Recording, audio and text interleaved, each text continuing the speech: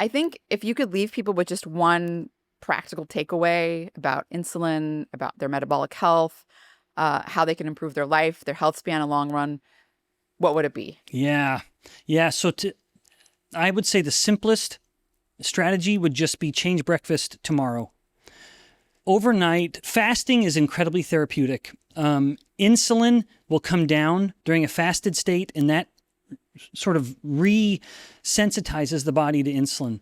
So in the morning, you've finally been fasting overnight, insulin has come down. The last thing you want to do is spike your insulin with a starchy, sugary breakfast.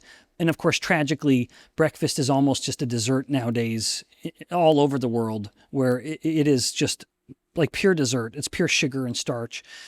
I would say change breakfast tomorrow. Either fast through breakfast, like a drink. I like to drink a cup of yerba mate. Fast, drink some coffee or tea, and which is not going to break your fasted state. Even if you put a little butter, I don't consider that as breaking a fasted state, because I define fast as the endocrinology, the nutrients, rather than the calories.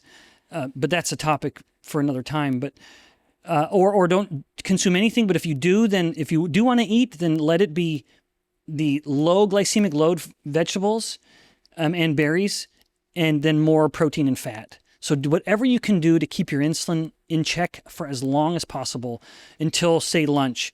The longer the insulin is low, the more you're improving your insulin sensitivity, and the more you are allowing that metabolic flexibility where the human hybrid burning glucose or sugar burning or fat burning, it's insulin that dictates that fuel. And most people are stuck in sugar burning mode because they never bring their insulin down long enough to shift over to fat burning. So you get into this fat burning state, enhancing metabolic flexibility, and you're improving your insulin sensitivity. So my one piece of advice, change breakfast and change it tomorrow. So you want to extend that, that state where you're basically improving insulin sensitivity. Yes, that's right. Okay, so the meal frequency, it sounds like, the more each time you're having an insulin response, that insulin is then you're getting into the fat storage. Yeah, and you will get hungry. And so as much as we highlighted that 2021 study, what I ought to have done is highlight the work of Dr. David Ludwig, Kara Ebeling, and others, and Shai et al. In New England Journal of Medicine in 2012, where there's so many decades worth of evidence showing that as much as we had that one study suggesting, well, the higher insulin group had less hunger. Yeah, there's a lot of evidence showing the opposite. So where you end up creating this roller coaster of glycemia and hunger, where the person eats a starchy, sugary breakfast, which, let's face it, most breakfasts are these days. They have this big spike, and then when you go high, you inevitably go low. And then when you go low, hunger comes again. Even though you may still literally have food in your stomach, and yet your brain is starting to sense, well, I'm hungry, because the overall amount of energy in the blood has gone down, even though there's plenty of stuff still in the stomach. But it stimulates hunger. That's David Ludwig's main contributions. So anyway, it puts the person on this roller coaster of glycemia, and every time it comes down, hunger wants to push it back up again. And so, yeah, I cut you off, though, but that puts them in a position to eat 6 or 7 times a day. And if they're not eating, they're drinking something sugary, either a soda or a sugary fruit juice. Right. And the difference between, this sugary type of like breakfast you're talking about and perhaps like something that's more of a complex carbohydrate would be the fiber is slowing that glucose response for sure.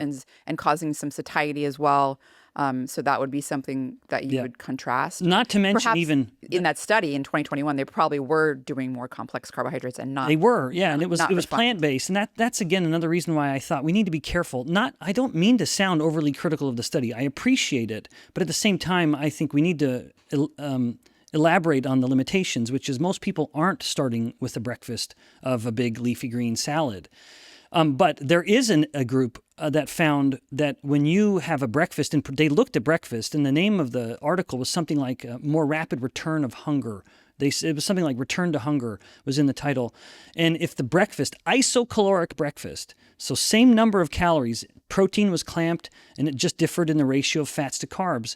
The high carb group was hungrier much sooner and then ate more for their next meal than the low carb group.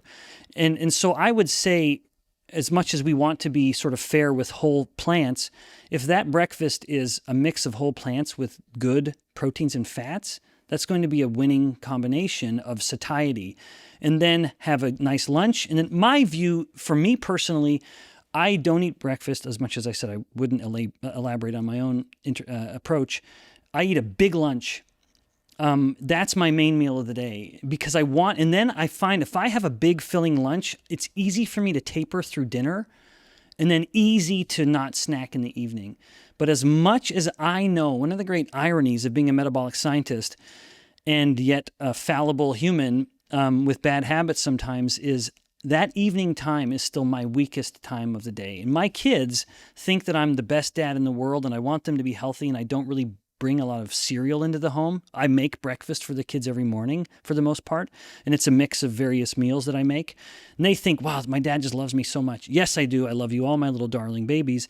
But I do it because I don't want cereal in the home. Because if there's cereal in the home, daddy is a meth addict when it comes to cereal. And if it's there, as much as I know, I will go through this, I can almost script it out where I'll help get the kids to bed, I'll clean the house, straighten things up, and then everything's quiet, and then I think, I need 6 bowls of cereal right now.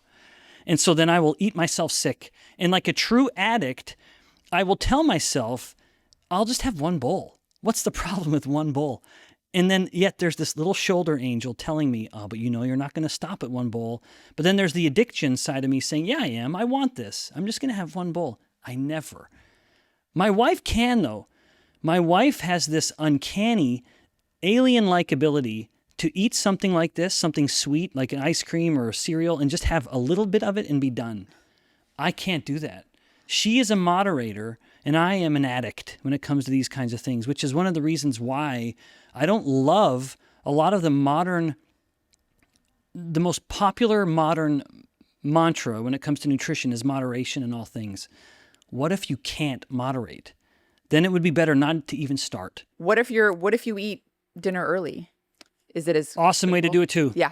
Okay. Yep. That would be another way to do it. It's just I don't focus on dinner so much because it's just so complicated. You and I, we have families, and so sometimes there are for me personally as a busy dad and husband, even though I'm home for breakfast, the fact that I'm not eating breakfast in the midst of the chaos, no, it doesn't disrupt the family dynamic at all. The kids are eating, we're talking, and I'm sipping on my cup of yerba mate while we're helping get lunch ready and everything else. It's not at all disruptive.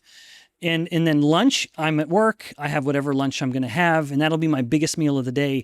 But as much as I am absolutely a fan of being careful with dinner because the evidence is so supportive of it, I also recognize that it's the trickiest meal because of social dynamics, family dynamics.